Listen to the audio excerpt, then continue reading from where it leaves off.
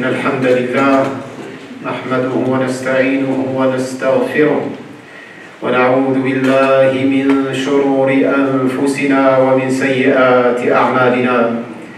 من يهده الله فلا مضل له ومن يضلل فلا هادي له، وأشهد أن لا إله إلا الله وحده لا شريك له، وأشهد أن سيدنا وحبيبنا وقائد دربنا ومعلمنا محمدا عبد الله ورسوله وصفيه من خلقه وحبيبه، بلغ الرسالة وأدى الأمانة ونصح الأمة وجاهد في الله حق جهاده حتى أتاه اليقين، وتركنا على المحجة البيضاء ليلها كنهارها لا يزيغ عنها إلا هالك. اللهم صل وسلم وبارك على هذا النبي الكريم وعلى آله وصحابته أجمعين وعلى من اهتدى بهديه واستنى بسنته إلى يوم الدين. يا أيها الذين آمنوا اتقوا الله وقولوا قولا سديدا يصلح لكم أعمالكم ويغفر لكم ذنوبكم، ومن يطع الله ورسوله فقد فاز فوزا عظيما. اللهم اجعلنا من عبادك الفائزين. أما بعد، فإن أصدق الحديث كتاب الله، وخير الهدى هدى نبينا محمد صلى الله عليه وآله وسلم، وشر الأمور محدثاتها، وكل محدثة بدعة، وكل بدعة ضلالة، وكل ضلالة في النار. أعاذني الله وإياكم من الوقوع في ذلك. معاشر المسلمين والمسلمات، من لم يعرف الماضي تاه في دروب الحاضر، ومن لم يأخذ عبرة الأمس تعذر عليه أن يدرك ما في الغد. ولهذا أيها الإخوة والأخوات، كان القرآن الكريم يذكرنا بأخبار الأمم الغابرة ويحفز على معرفة التاريخ، لأن التاريخ ذاكرة الأجيال ووعاء الأحداث. من التاريخ أيها المسلمون نستلهم منه الماضي لنعايش الأحداث في الحاضر، ونستشرف منه المستقبل. قال الله تبارك وتعالى في محكم التنزيل: وكلا نقص عليك من أنباء الرسل ما نثبت به فؤادك. وقال جل من قائل: أولئك الذين هداهم الله فبهداه مقتدي. اليوم أيها الإخوة والأخوات يوم تاسوعاء، وغدا بإذن الله تبارك وتعالى عاشوراء، اليوم العاشر من شهر الله الحرام المحرم، ذلك اليوم الذي نجى الله تبارك وتعالى فيه موسى صلى الله عليه وسلم من فرعون. ولنعرف قدر هذا النبي موسى عليه الصلاة والسلام، لنعرف قدره، إنه كليم الله وكلم الله موسى تكليما، وإنه حبيب الله وألقيت عليك محبة مني، وإنه نجي الله. الله تبارك وتعالى كلمه وكان نجيا له عليه الصلاة والسلام، وإنه مصطفاه وكليمه. كان موسى عليه الصلاة والسلام شديد الثقة بالله تبارك وتعالى عند المحن وعند الخطوب، وتتجلى هذه الثقة الإيمانية الربانية عندما كان يقول مثلا لقومه إذا أحاطت بهم الخطوب وأصابهم الكرب وأحدق بهم من كل جانب: استعينوا بالله واصبروا. وفي موطن آخر قال لقومه فلما تراءى الجمعان قال أصحاب موسى أي ضعاف النفوس، نسأل الله السلامة والعافية. قال أصحاب موسى إنا لمدركون، وقال موسى عليه الصلاة والسلام بثقة ويقين بالله تبارك وتعالى: كلا إن معي ربي سيهدين، إن معي ربي سيهدين. وحينئذ أوحى الله تبارك وتعالى أن اضرب بعصاك الحجر، أن اضرب بعصاك البحر، فانفلق فكان كل فرق كالطود العظيم. ونجى الله تبارك وتعالى في هذه الساعة الحرجة نبيه موسى عليه الصلاة والسلام. وكان موسى عليه الصلاة والسلام صبارا صبورا عند المحن، وكان نبينا محمد صلى الله عليه وسلم كثيرا ما يردد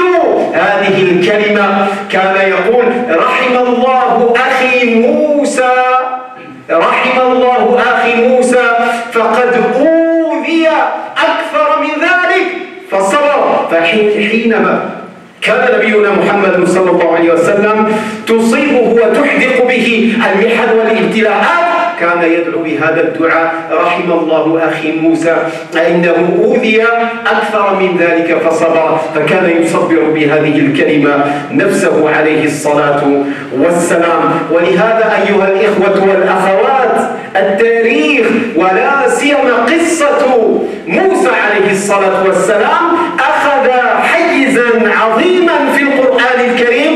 وقال بعض أهل العلم: كاد القرآن كله أن يكون لموسى لكثرة ترداد هذه القصة وتكررها في آيات القرآن الكريم، فقد ذكره الله تبارك وتعالى في 136 موضعا في القرآن الكريم. ولماذا هذا الذكر كله لقصة سيدنا موسى عليه الصلاة والسلام؟ يقول العلماء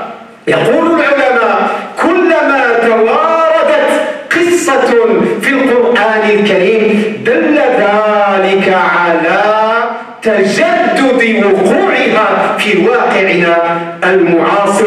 فعلينا أيها الإخوة والأخوات أن نأخذ الدروس ونستخلص العبر من هذه القصة العظيمة التي طالما كررها الله تبارك وتعالى في القرآن الكريم. وقد لخص ذلك في آية واحدة في نهاية سورة يوسف عليه الصلاة والسلام: حتى إذا استيأس الرسل وظنوا أنهم قد كذبوا جاءهم نصرنا فنجي من نشاء. فالله تبارك وتعالى عندما تشتد الأزمات على عباده المؤمنين الواثقين الموقنين بوعد الله تبارك وتعالى، فحينئذ يأتي نصر الله عز وجل. اللهم وانصرنا على أعدائنا وعلى أنفسنا يا رب العالمين يا أكرم الأكرمين. ولنعلم أيها الإخوة والأخوات أن محنة سيدنا موسى عليه الصلاة والسلام طالت 40 سنة. 40 سنة كان صبارا لله تبارك وتعالى، ولم ييأس من نصر الله ومن روح الله ومن رحمة الله. فالله تبارك وتعالى نجاه من فرعون وأغرق فرعون وجنوده، وصام شكرا لله تبارك وتعالى هذا اليوم العظيم الذي نجي من فرعون. ونحن اليوم نجدد هذه الذكرى ونجدد الصيام طاعة لله تبارك وتعالى. فنسأل الله أن يتقبل منا وأن يغفر لنا ما تقدم من ذنوبنا. Mes frères, mes sœurs en islam, celui qui ignore l'histoire est condamné malgré lui à la revivre. Celui qui ne tire pas des enseignements des événements passés sera incapable de prendre ses dispositions pour le présent et pour l'avenir. Et c'est dans ce sens que le Coran regorge de récits historiques qui nous replongent dans le passé des prophètes alayhimus salatu wassalam, en particulier avec l'histoire de Moussa alayhi salatu wassalam. Aujourd'hui, nous sommes le 9 de Al-Muharram et demain, nous serons, si Dieu le veut, le 10 de ce jour. Et s'il nous prête vie, nous jeûnerons également ce jour. Nas'al Allah tabaraka wa ta'ala an yataqabbala minna wa minkum jami'an. Du passé, de l'histoire, nous devons prendre et tirer des leçons afin de mieux vivre notre présent et de mieux nous projeter vers l'avenir.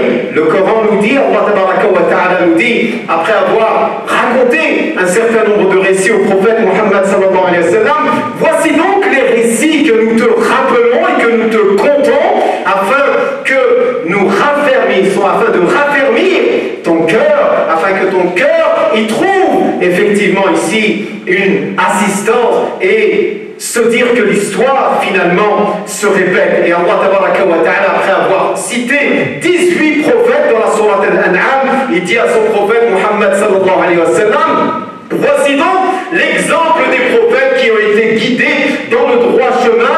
Eh bien, suis leur modèle, suis l'exemplarité que tu trouveras dans ces saints prophètes et messagers d'Allah tabaraka wa ta'ala.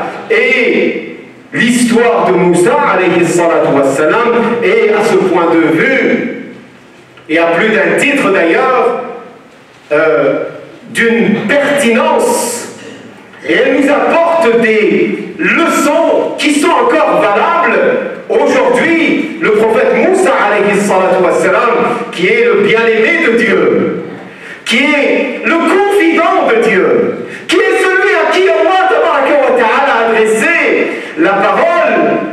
Le prophète Moussa alayhi salatu wassalam était l'élu d'Allah tabaraka wa ta'ala et il était connu pour sa grande confiance en Allah tabaraka wa ta'ala, et à plus forte raison durant les moments les plus critiques, les plus difficiles, les plus sombres de son histoire, pourrait-on dire, les plus critiques. Il manifestait cette confiance en Allah tabaraka wa ta'ala, et on le ressent dans ce récit quand Allah tabaraka wa ta'ala nous dit, lorsque toutes les épreuves encerclent de toutes parts Moussa et son peuple, il dit à son peuple, tirez votre assistance de Dieu, sollicitez le secours et l'assistance d'Allah tabaraka wa ta'ala, et patientez. Et dans une autre épreuve, lorsque il avait fui Pharaon et ses armées, il se trouvait face au flot devant lui et derrière lui une armée à ses trousses. Le peuple de Moussa, ceux qui n'avaient pas la foi, ceux qui avaient une faiblesse d'esprit ou une faiblesse qui n'avaient pas la force de cette foi, dire aussitôt, nous sommes finis, nous sommes atteints par Pharaon et ses troupes et ses armées. Mais Moussa alayhi salatu wassalam a dit en toute confiance en Dieu, absolument pas, Dieu est avec moi, Dieu est avec moi, et il va m'aménager une issue, et il va me guider dans cette situation qui peut nous paraître aussi sombre que celle-ci. Eh bien, sachez que Dieu ne vous quitte pas. Allah tabaraka wa ta'ala est toujours avec nous. Nas'alullah tabaraka wa ta'ala nuwaffiqana li kulli khayr. Eh bien, le prophète Moussa alayhi salatu wassalam était d'une patience et endurance et persévérance exceptionnelle et extraordinaire, si bien que le prophète Muhammad sallallahu alayhi wa sallam, quand il faisait face à des problèmes, à des situations conflictuelles, ou lorsqu'il était attaqué sur sa propre personne, il disait souvent que Dieu fasse miséricorde à mon frère Moussa, il a été opprimé plus que cela, il a subi plus d'injustice que cela, et pourtant il s'est montré, il a fait montre de patience et d'endurance, et il a persévéré dans la voie d'Allah tabaraka wa ta'ala. Et c'est pour cela que l'histoire et le récit de Moussa alayhi salatu wassalam occupent un espace important dans le Coran al-Karim. Il y a des savants qui ont dit le Coran il n'en faut peu pour que le Coran soit entièrement dédié à Moussa alayhi salatu wassalam.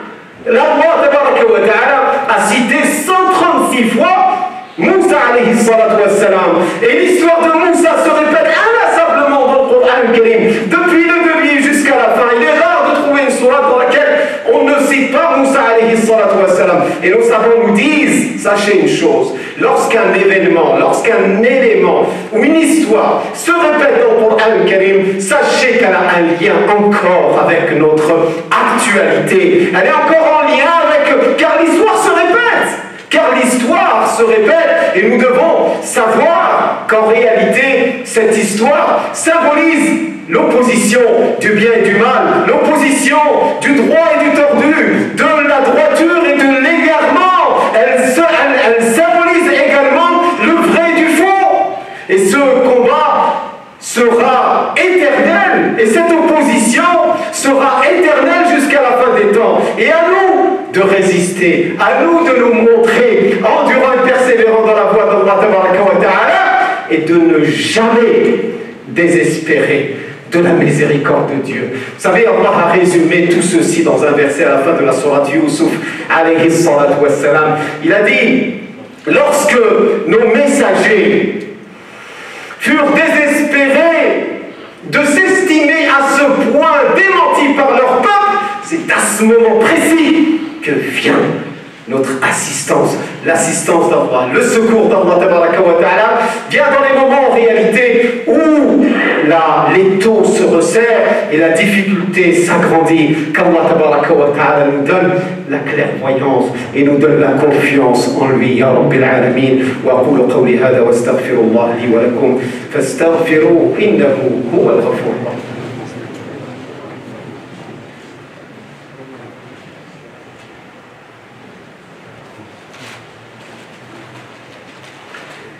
إن الحمد لله نحمده ونستعينه ونستهديه ونستغفره ونعوذ بالله من شرور أنفسنا ومن سيئات أعمالنا من يهدي الله فلا مضل له ومن يضلل فلا هادي له أشهد أن لا إله إلا الله وحده لا شريك له وأشهد أن محمدا عبده ورسوله اللهم صل وسلم وبارك على هذا النبي الكريم وعلى آله وصحابته أجمعين ثم أما بعد إخوة الإيمان أوصيكم ونفسي بتقوى الله تبارك wa ta'ala, mes frères et sœurs, je vous recommande ainsi qu'à moi-même de redoubler de piété, car Dieu aime ceux qui redoublent de piété, servent de piété. Allahumma ja'alna minhum, ya Rabbil Alamin, ya Akram al-Akramin. N'oubliez pas de jeûner demain, Inch'Allah, pour celles et ceux qui en sont capables, car ils verront, Inch'Allah, leurs péchés de l'année précédente pardonnés par la grâce et la bonté et la miséricorde d'Allah Tabaraka wa Ta'ala. Qu'Allah nous pardonne nos péchés. Et ceux qui peuvent jeûner également le lendemain, c'est-à-dire dimanche, eh bien qu'ils le fassent, parce que pour certains, Ashura c'est dimanche. Donc nous, alhamdoulilah, on le fait en tant que samedi, mais il y a un doute, comme vous savez, chaque année sur les mois du calendrier lunaire. Donc ceux qui veulent sortir de ce doute, qu'ils jeûnent dimanche également. Et ceux, pour les plus courageux, et qui font la sunna de jeûner le lundi et le jeudi, eh bien ils peuvent rajouter également le lundi. Et ceux qui font la sunna des 3 jours blancs de chaque mois, eh bien ils peuvent continuer mardi, mercredi et jeudi. Qu'Allah Tabaraka wa Ta'ala nous donne la force de persévérer dans son adoration et qu'il accepte nos œuvres à tous. Amin ya Rabbil Alamin. Allahumma ighfir lana dhunubana, kaffir anna sayyi'atina, tawaffana muslimin, alhaqna bis salihin, washfi mardana ya Rabbil Alamin, washfi mardana wa marda al-muslimin. Allahumma ya رب العالمين اللهم لا تدع لنا في مقامنا هذا ذنبا إلا غفرته ولا دينا إلا قضيته ولا عيبا إلا سترته ولا ميتا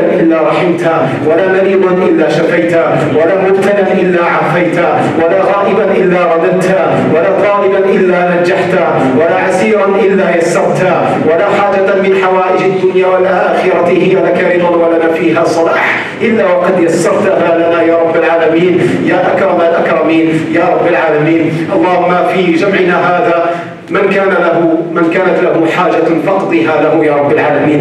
اللهم فرج هم المهمومين ونفس كرب المكروبين وفرج هم المهمومين ونفس كرب المكروبين واقض الدين عن المدينين برحمتك يا رب العالمين. اللهم زوج عزابنا، اللهم اصلح شبابنا، اللهم اصلح فتياتنا، اللهم اصلح اولادنا وبناتنا، اللهم اصلح شبابنا وشيوخنا واصلح مجتمعنا يا رب العالمين، واجعلنا اخوانا متحابين في جلالك يا رب العالمين يا ارحم الراحمين. الراحمين. اللهم وحد كلمتنا وصفوفنا برحمتك يا حنان يا منان يا رحيم يا رحمن. نسألك اللهم رضاك والجنة ونعوذ بك من سخطك والنار، وادخلنا الجنة مع الأبرار برحمتك يا عزيز يا غفار. وكن اللهم لإخواننا المستضعفين في مشارق الأرض ومغاربها برحمتك يا أكرم الأكرمين يا رب العالمين. سبحانك اللهم وبحمدك نشهد أن لا إله إلا أنت نستغفرك ونتوب إليك. اللهم صل وسلم وبارك على سيدنا ونبينا وحبيبنا وقرة أعيننا محمد صلى الله عليه وسلم. سبحان ربك رب العزة عما يصفون، والسلام على المرسلين، والحمد لله رب العالمين.